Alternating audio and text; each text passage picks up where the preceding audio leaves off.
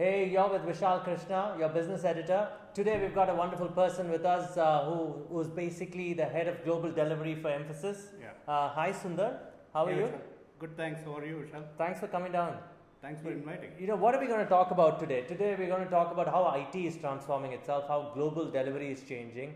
Some of you might remember, those who are 35 years old would remember that global delivery was all about using the best talent globally across locations and delivering low-cost IT services. And some of you are 21 who would not know this at all. You know, you can learn a lot from Sundar today and me. So tell me, I mean, what is changing global delivery, Sundar? Yeah.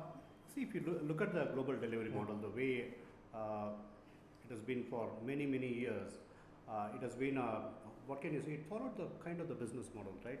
The business cycles were really long. The product releases took a long period of time, and when the product releases, so the projects were also of that kind of scale. When you say longer, how long were they in the old days? You want to tell some of our audience who are very young? Yeah, okay. It was more in terms of 12 months, 18 months, 24 months. In fact, some projects were even for 5 years. You had a 5-year roadmap in implementing projects, right? Okay. So the business plans were also that. The customer strategy, the business strategy was also kind of long in. Now, what has happened in this the current world over a period of time, and the cycles have really shrunk. Shrunk over a period of time, and people don't really wait. The businesses don't really wait for 1 year, 18 months, or 24 months to get the outcomes. Is it because the product delivery cycle has reduced? Are the products delivered to the cloud? Is that the reason? Do you want to give a parallel between the old and the new? Yeah, so the two things have really happened, right? The one thing that has happened is that the shrinking of the entire business cycle is because of the advent of the digital technology. The digital technology is applying the digital technology to all aspects of business, not just the front end, to all aspects of business. And also the users, the people who are using, right? You look at your smartphone, right? The kind of apps that you have in your smartphone tells you that you are a digital user. People have become digital users. So their expectations from the technology has significantly changed. So with that compression, what has really happened is that the organizations are looking at faster release cycles, accelerated product launches, and that is getting mirrored into the IT also, the technology world also. So what is the typical engagement like? I mean, in the old days, like you said, 5 years. Now they're saying 12 months to 18 months. So they're saying apps and cloud-based products and analytics. Is that how, or are they billing based on outcome? Yeah, billing based on outcomes, and you want to get the outcomes quickly. So you are really looking at what was earlier 12 months, 18 months into now 3 months, and it is running into weeks. So instead of talking into the weeks, yeah, 3 weeks, 6 weeks release cycle. So the release cycles have really gone really sharp. So we can say at the end of 6 weeks we would give you something, at the end of 12 weeks you would get something else. So the releases have become much shorter. So when the release is becoming shorter, the business benefits do get accelerated. Okay. Do get accelerated.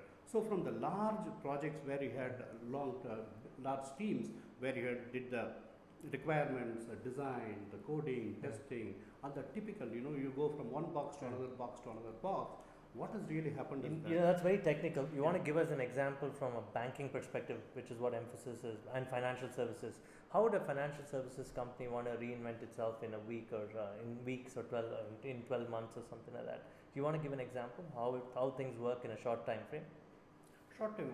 Primarily, you really start from the business outcomes, okay. right? What is that you really want to really look at? What kind of, for example, let us say implementing a seamless enrollment project. So you look at what are the points where there are issues. Enrollment of customers. Enrollment of customers.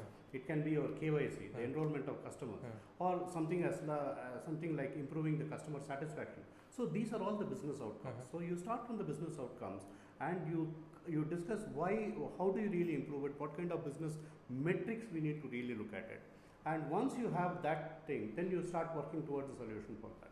And then you have the workshops with the customer, where we do have the design thinking workshop with the customer. So in the workshop with the customer, we typically look at the problems and what is the current system that they have, how do we really improve the things so that they get the benefits quicker. And based on that, we do go and apply.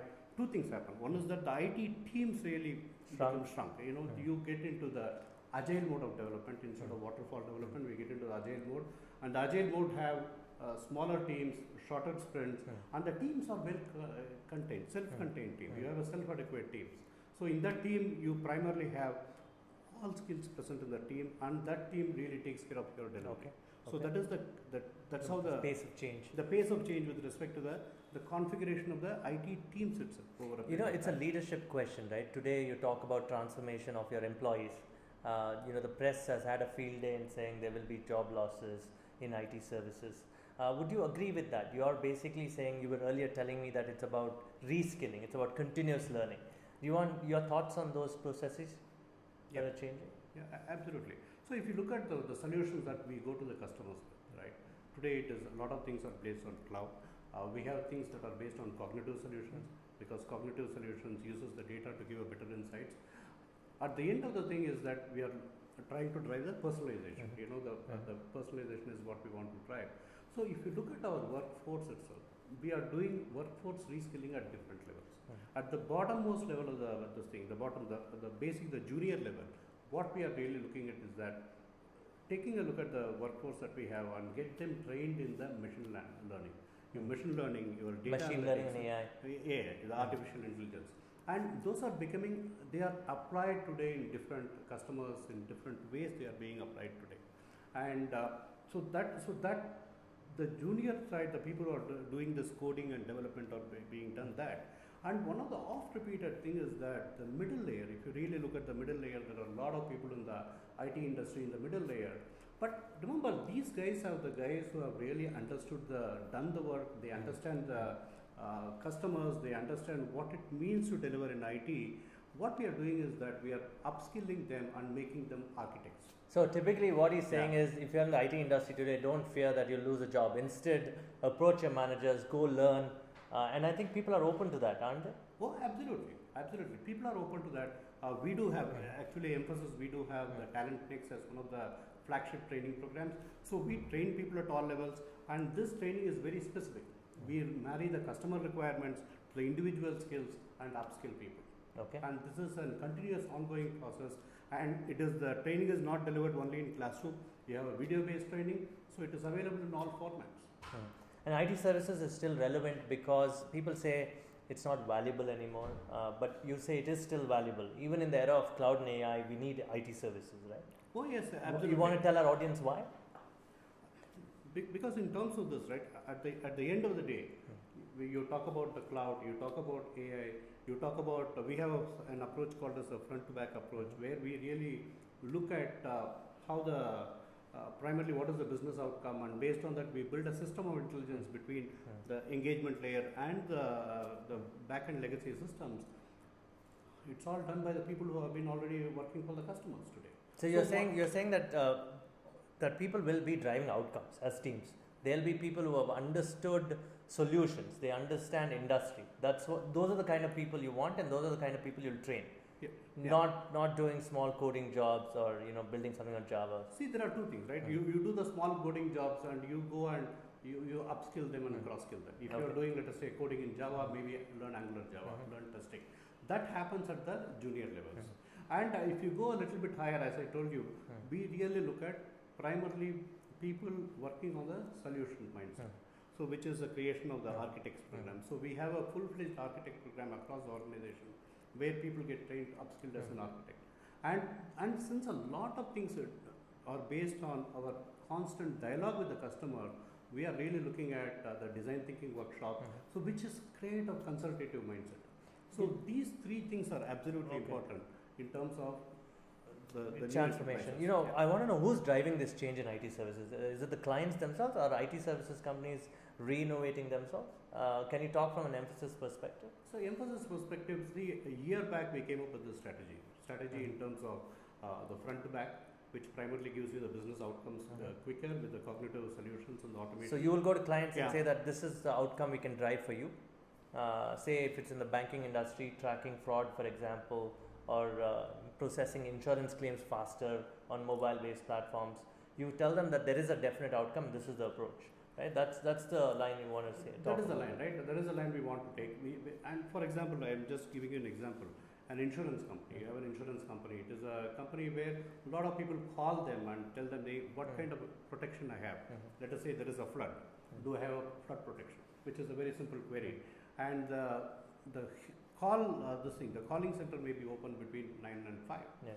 And then you have complex queries also. If I'm on a vacation and if there is a fire, what kind of protection I have? That's another, it's a complex query.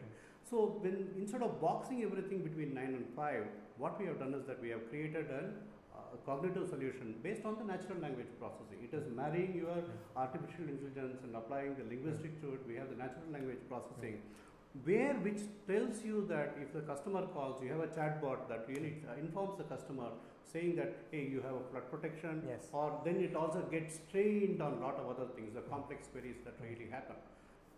So for these complex, business problems that you mentioned, I think Indians should go on that direction too, right? I keep telling our younger audience that if they have to understand business complexity, they better speak to clients. Right. And you're exposing your people to clients, right? That's the only way. We expose our people to the customer.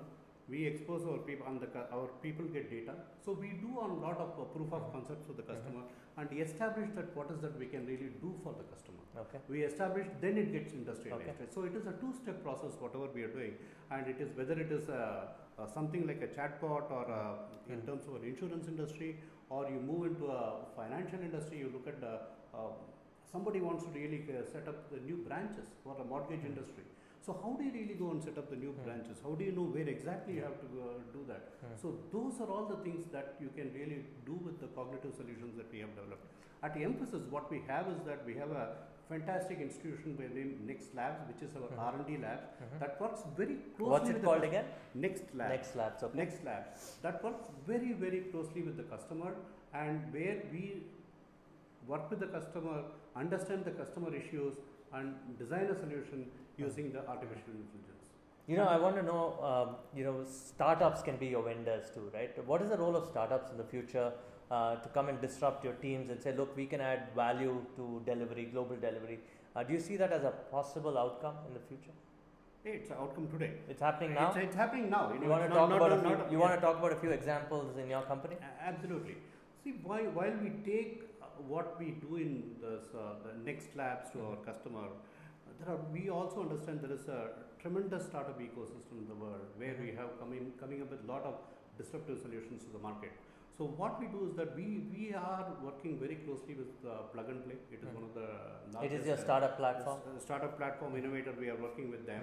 And where we really look at curate the set of startups that are available, because we understand the customers very well. We understand the customers very well.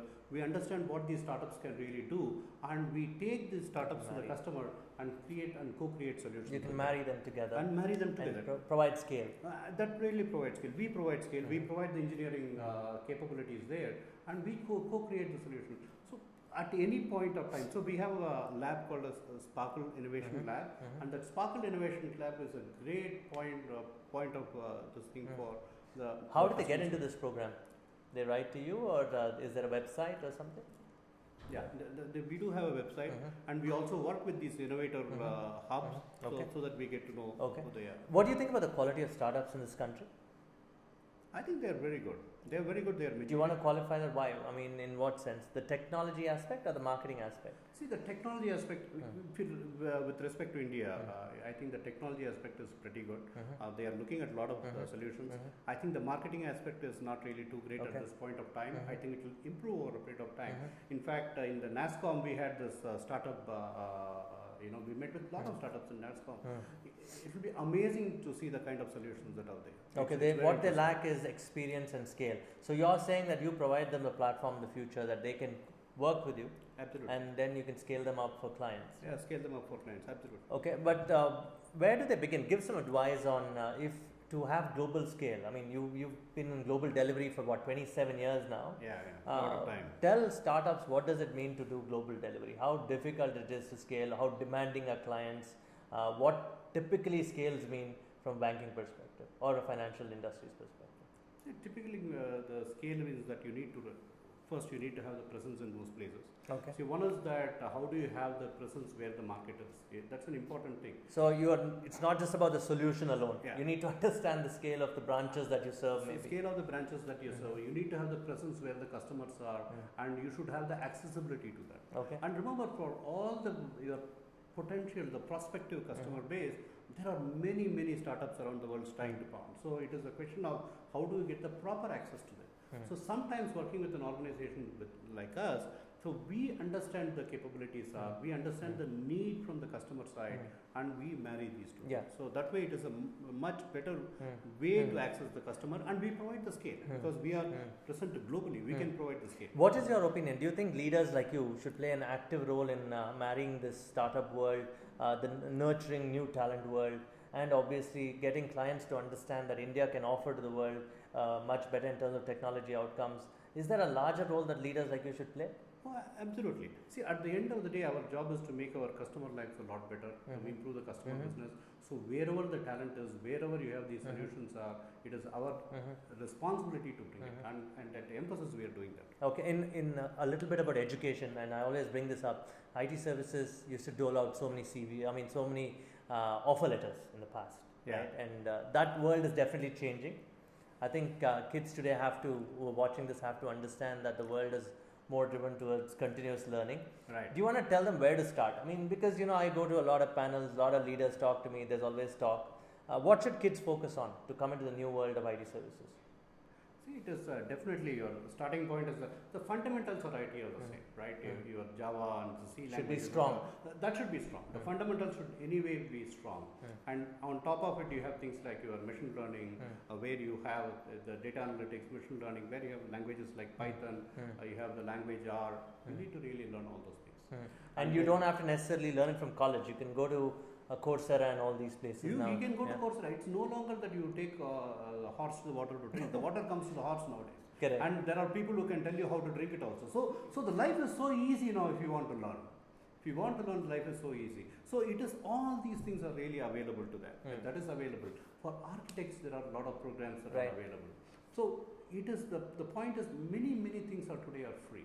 So you're basically saying it's a self-driven world. It's no longer about parents saying take engineering and after you pass out you'll get a job and you'll get X salary. No, they have to continue. The moment they get in, they have to have a 5-7 year view saying that okay, technology's changed. There's the internet. I can go learn. That should be the vision, right? Yeah.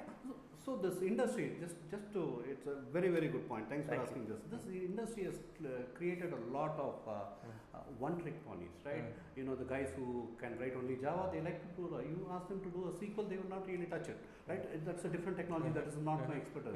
So those days are really gone. Right. You think about when the time squeezes, right? When the time gets compressed, you think about IPL. Who are the most valuable players in the IPL? They are the all-rounders. Yeah, the ones with the averages, they do everything. Yeah, average. The guys are the shorter the time frame, the guys who know more is the best guy around. So the same thing is applied to the people who are wanting to get into this industry. It is a knowledge industry. And the knowledge industry, what is key? It's knowledge. It is. And you should really know more. You should know the languages, you should know how to design, how to work in the agile teams. Then you at a higher level, even all the mid-management professionals, you know what is your specialty, right? You are architects or you are a program manager, you are a scrum master. And if you think that you have done everything, have you really picked up a foreign language? Right? That's an important thing. You look at demographically, you really look at it, right? Yeah. Demographically, Europe, the number of old people are much more than the number of people who are young. So how are you going to service that market where English is not spoken? Very true. So it's the key is learning. See, that's a wonderful point. I think all of you should continuously learn, and actually you have to listen to what he said. It starts from day one in engineering. It's not as if it's a one-trick pony that you've got a degree and you get a job anymore. Right. So that's one. And the other thing is, personally about you, do you continuously learn? Yes, I try to. Let me say, I try to.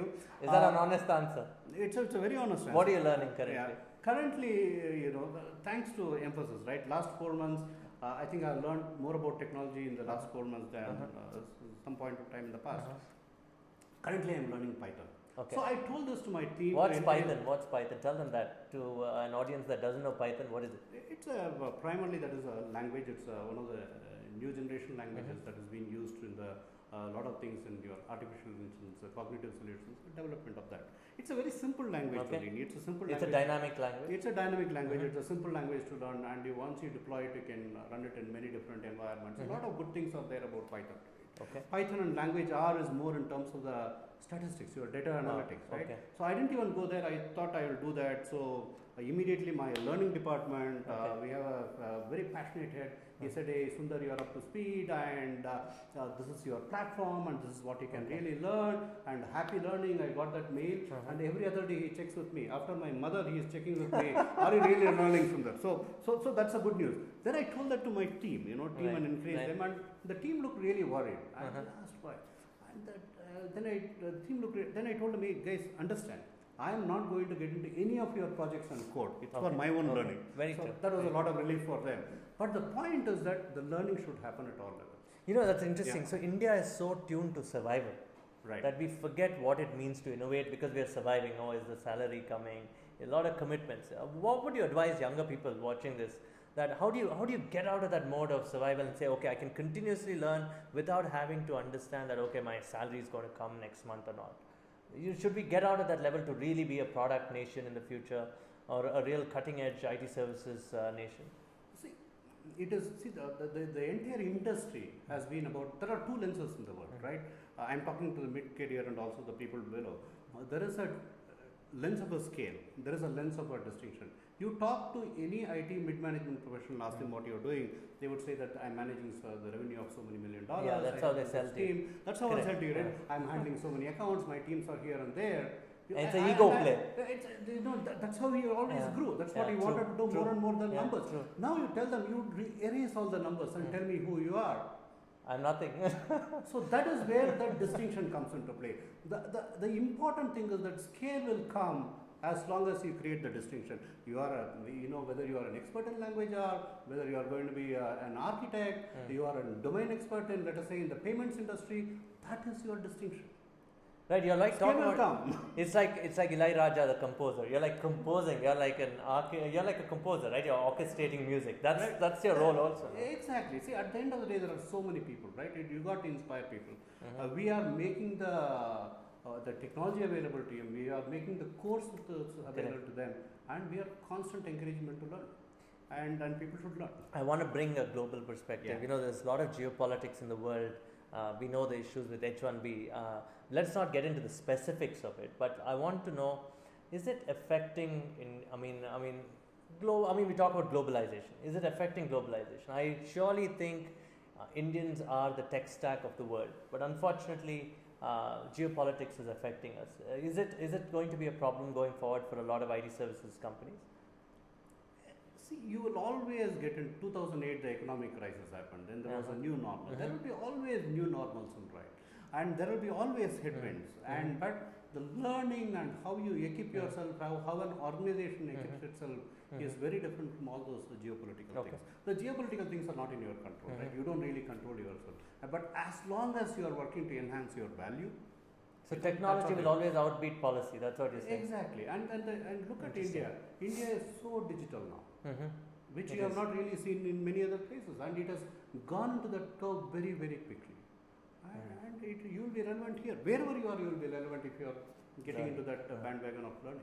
So last advice, for our audience, more than advice, also, what are the ways to live in a world of so much pressure now? We spoke about people wanting to say that, hey, I meet 20, I have 50 clients under my belt. I know 100 people that I can get you $100 million from. It's stifling learning, like you said one way. Is it good for India to be that way, or what is the new normal for India? Differentiation, if you ask me. How you differentiate, right?